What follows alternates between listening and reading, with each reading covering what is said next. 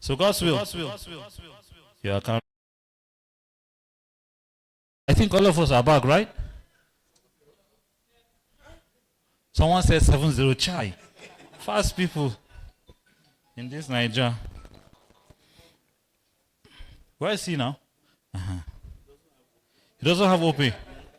So I'll give you a neighbor that has OP. Of course, I'm not trying to endorse OP.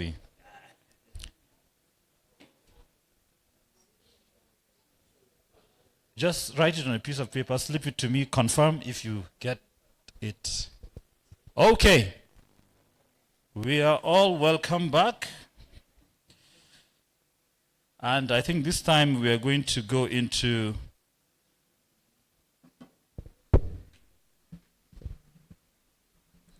discussions, because some people told me that you just push a lot of information and then you just left us to go and eat. Nobody has asked any question. Nothing.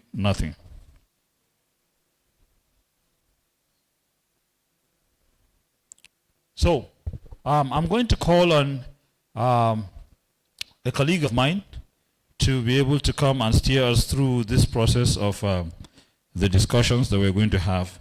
I assure you that it's going to be very brief, very impactful, and of course, that should tell us what we'll be able to put in our kitty and head out home.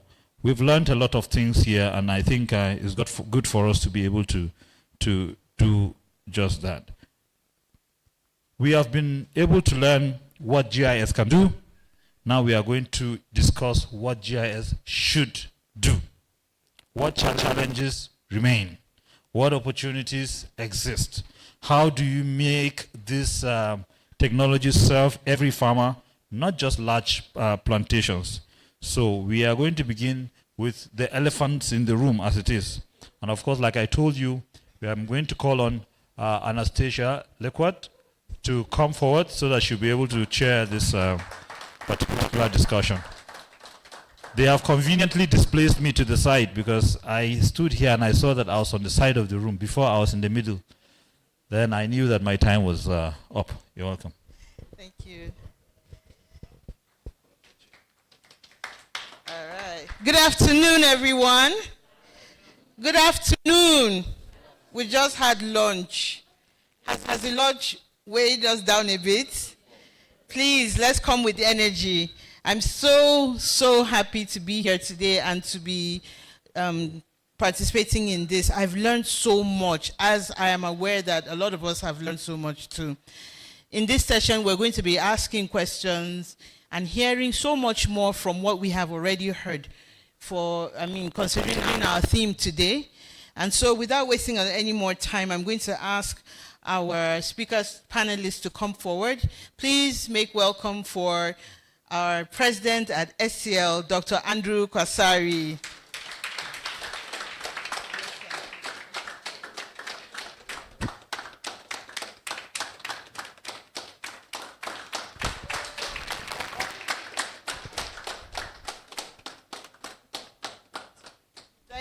Thank you. Next, I'll be calling one of our speakers from today, one of our guest speakers from today, Dr. Olaide.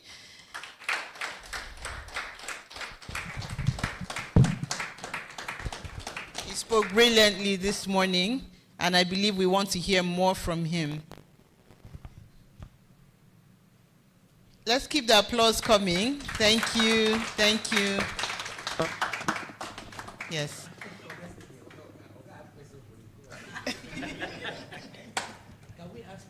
When a panelist has a question. When you get the mic, I'm sure you can. All right. And we will also have our other speaker, and thank you for coming all the way, Anyebet Okon. Dr. Anyebet. You were conferred with a doctorate degree today. All right. Thank you, everyone. Please, let's pay attention. You can write down the questions that you have for them. I'm sure there are a lot of questions in the room today.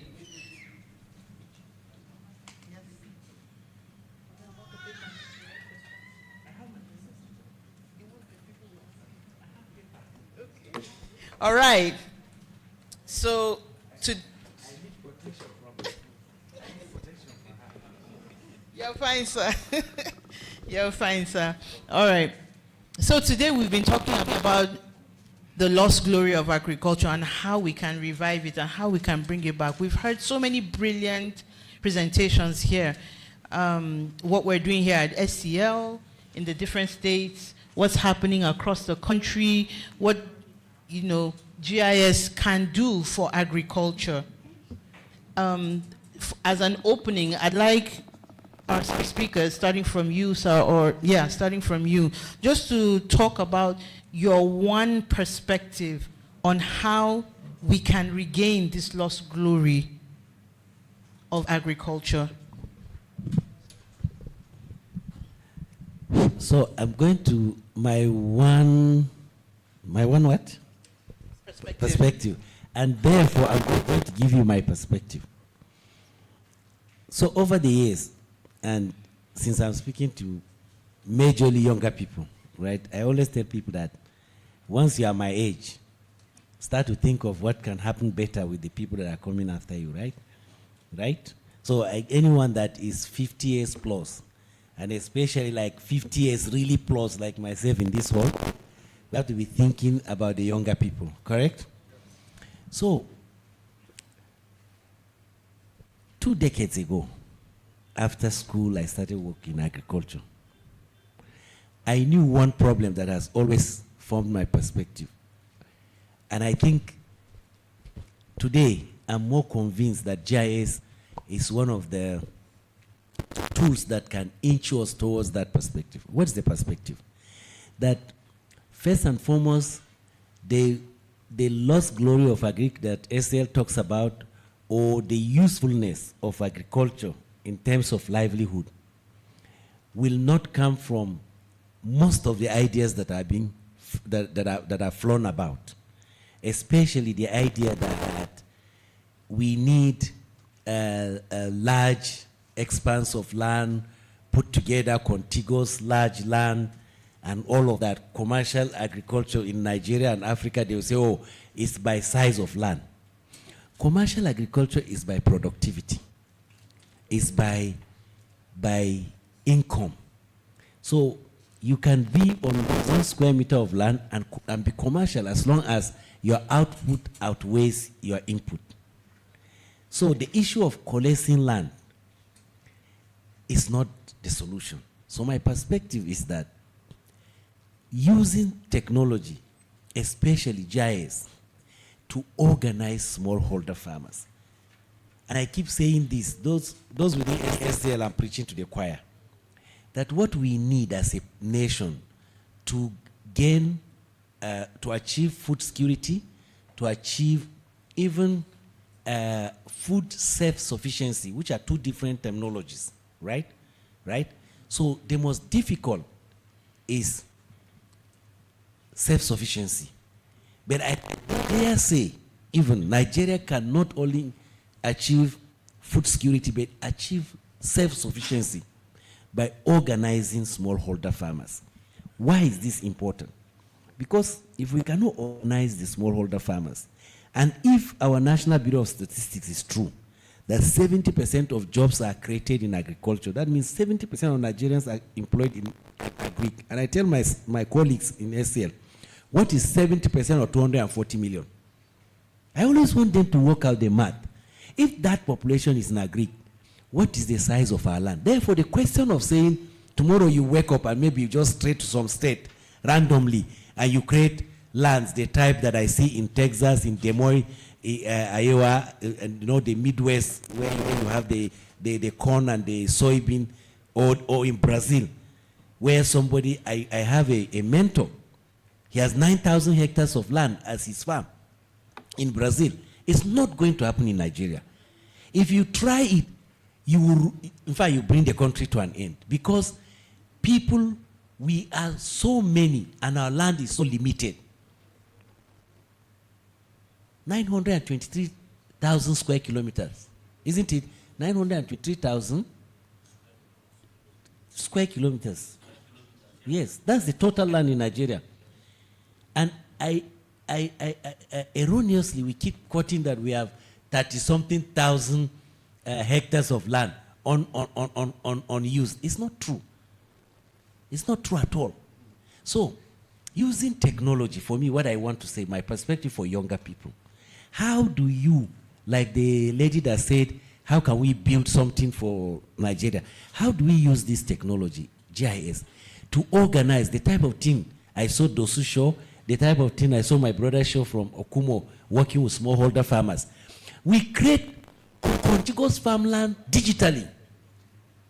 And you know what is happening on every farmland. And you drive efficiency on that 1 acre land. You don't need to receive it from the farmer, and therefore you make 1 million farmers landless in order to create one farm for one conglomerate or for one. You will create poverty. And I don't know how it cannot sink in the minds of Nigerians, China, and it failed. Chinese government, they collected back the land, gave it back to the smallholder farmers, but match it with appropriate knowledge, technology, and finance. That's all we need to do. So my perspective is that you them with knowledge, then connect them to market, connect them to finance. Period. Go to sleep. If you can enable smallholder farmers with the same knowledge that Olam has on their farm, that Dangote has on his farm, then you will see that the smallholder farmers' yield per square meter of land will beat that of Olam. So if Olam is cultivating 1 million hectares today here, and you have 1 million other farmers cultivating 1 hectare each, and you give them the same access to market, finance, and knowledge and technology, the smallholder farmers' land will do better than that of the large-scale farm. And this, again, is a data in many books. So this is my perspective. How can we use technology to organize smallholder farmers, to keep our households together, and give them appropriate finance, knowledge, market, and support?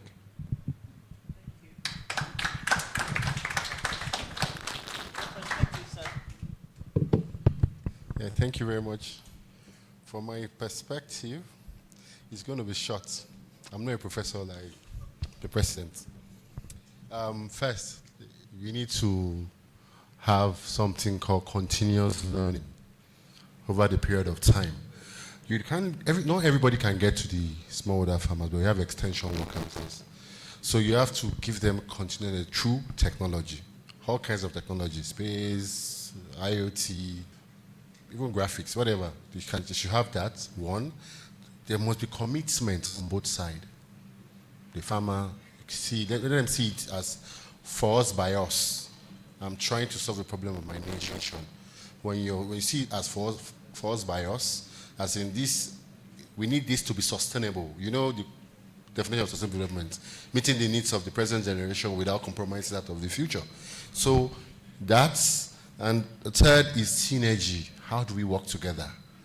For the fact that you have a cassava farm line beside my yam farm, doesn't mean we should be enemies. We should see that we want to solve a common problem.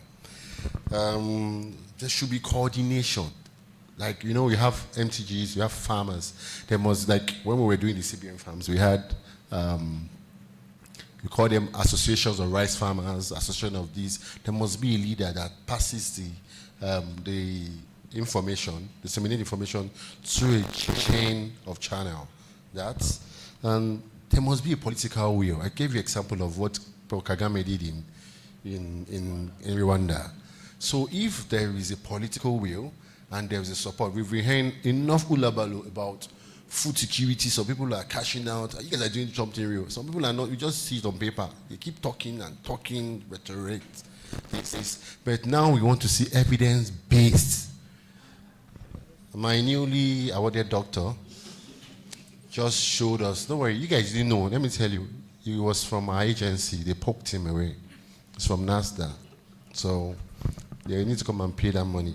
So there's a political will. You know, if the government should actually, okay, we want to give you seedlings and we'll buy it. As a farmer, if I know if I farm 20 bags of rice and the government is going to pay for it, I'll just keep farming. In England, they had a lot of food. They told the farmer, stop farming, please. We'll keep paying you. So when they had problem in Darfur, they were just packing the food, just give them. So we empty our store. So all this put together, trust me, when we have all this put together, everybody does their own path. We are good to go. Remember, sustainability plan is the best that will last the test of time. Thank you.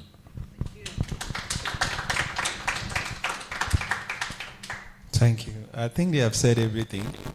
I don't have anything to say. But what I want to believe is, if you want to restore something, you need to know where you lost it from. So if we are saying we need to restore the glory of agriculture, that means at one point, agriculture was powering this country. So we want to go back to something better, maybe not to the former. So we need to move from the subsistence agricultural practices we've been having to something that is knowledge-driven. We now need to, the ideas we have, the knowledge we now have now, we need to integrate them into agriculture, and then we need to use that.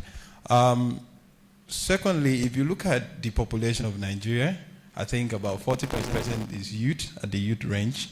Are these people involved in agriculture? What are they doing? Everybody wants to go into tech, but tech would not feed people. You need to eat to be able to do tech. So how do we encourage the youth to go into agriculture? I think that's one aspect that we need to address, how to push the youth to leave, not to leave the idea of tech, but how to incorporate that into agriculture. I think that's one of the things that would help us to restore the glory of agriculture. Thank you. Thank you very much. We've heard really brilliant perspectives. We've heard about tools that we can use, technology, and using our numbers, our data. 70% of jobs in Nigeria come from agriculture. How do we use that? We've heard about attitude, our commitments, and the synergy that we need to have, coordination and political will. We've also heard about inclusion. How do we include our young people into this movement? Movement was a word I also heard here today. We need to move, and the for us, by us, and also if you want to restore something, you have to go back and remember where you lost it from. Thank you very much for sharing your perspectives. We want to now delve deep into our topic today. One of the things that we're here to celebrate is the GIS Day. How can GIS support regenerative agricultural practices that restores soils and ecosystem? This I'll ask Dr. Andrew, please. GIS restoring soils through regenerative agriculture. Expo, very simple question that you gave. So, first and foremost, we said, our expert said, agriculture is spatial, right? So it happens in space, correct? So it's something tangible, real. How can GIS? I think the difficult question would have been, how could we have restored soil and show the evidence of the restoration without GIS? So GIS could be used to regenerate soil and build ecosystems, build soil health by basically starting from the beginning, mapping. We need to map every farmland. If we can map every farmland today, which is GIS based, we can layer other technologies to do at scale suitability analysis to even know what is the level of degradation. We've seen today part of the functionalities of GIS and other related technologies, they call it land use, land cover. Is that? Dosu always disturbs me with land use, land cover. Land use, land cover. So GIS